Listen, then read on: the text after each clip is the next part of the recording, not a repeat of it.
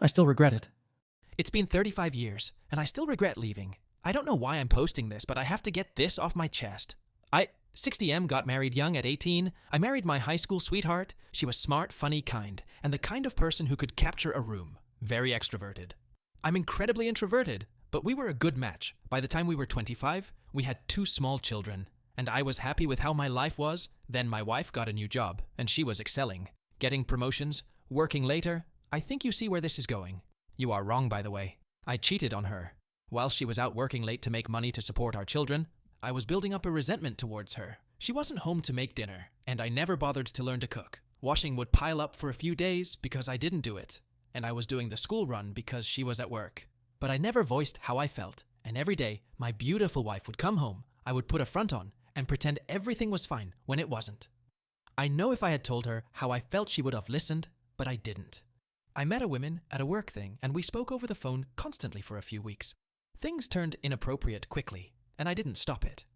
I wrote my wife a birthday card, telling her how much I loved her and she was an amazing person. Then 2 weeks later, walked out on her. And the worst part was, she never screamed at me or yelled. She just stood there and watched me take my things whilst my children were in the other room, completely oblivious to what was going on. She just stood there, silently crying. I broke the best person in my life. She ended up losing her job because she couldn't manage the school run or extra child arrangements.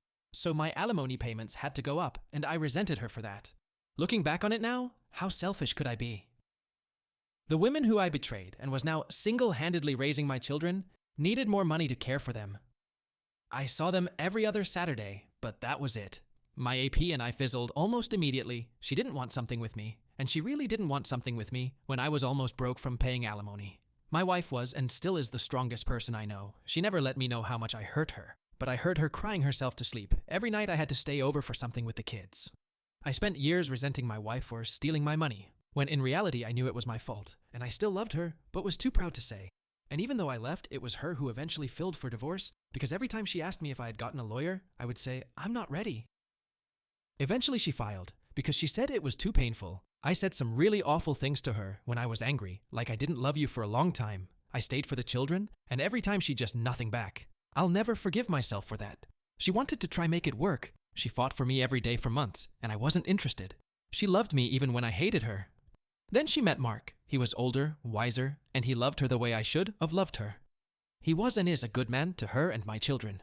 Watching someone else love the person you were supposed to love forever is quite possibly the worst thing I've ever had to do. I blurted out, I love you to her 2 weeks before her wedding, and she looked at me and said, then you should have fought for me, because I would have loved you forever if you'd let me. On the day of her wedding, I sat outside the church in my car, telling myself I would object the wedding, but I didn't. That was 30 years ago, and seeing that written in front of me now is just as painful as it was hearing it all those years ago. Having to watch her with him all these years has been my punishment, and I've had the odd relationship but nothing serious. I will never forgive myself for what I did. It should have been our 42nd wedding anniversary today. I don't think anyone survives infidelity entirely. I think you learn to live with it.